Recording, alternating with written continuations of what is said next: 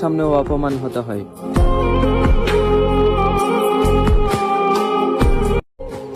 টাকা না থাকলে সমস্যা।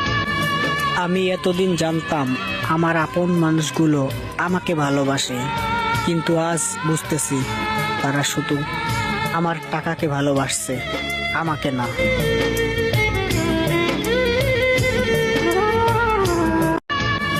আমি এতদিন জানতাম আমার আপন মানুষগুলো আমাকে ভালোবাসে, কিন্তু পুরুষ মানুষকে কেউ ভালোবাসে না, ভালোবাসে শুধু তার টাকাকে, যোগ্যতাকে আর সফলতাকে।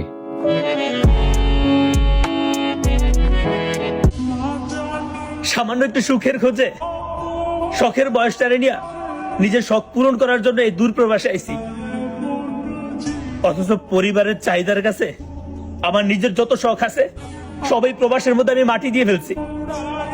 তারপরও মাঝে মধ্যে শুনতে হয় উমুকের পোলা ৮০,০০০ টাকা বেতন পায়, তুই এত কম টাকা কেন পাঠাস?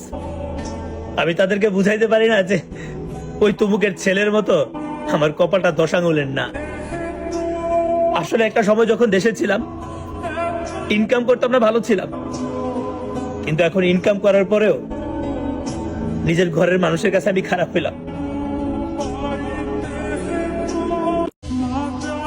সামান্য একটু সুখের খোঁজে শখের বয়সটারে নিয়ে নিজের শখ।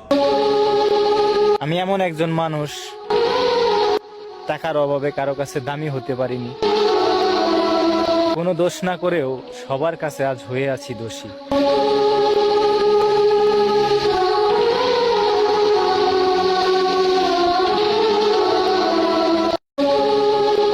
আমি এমন একজন মানুষ, টাকার অভাবে কারো কাছে দামি হতে পারিনি, কোনো দোষ না করেও সবার কাছে আজ হয়ে আছি দোষী।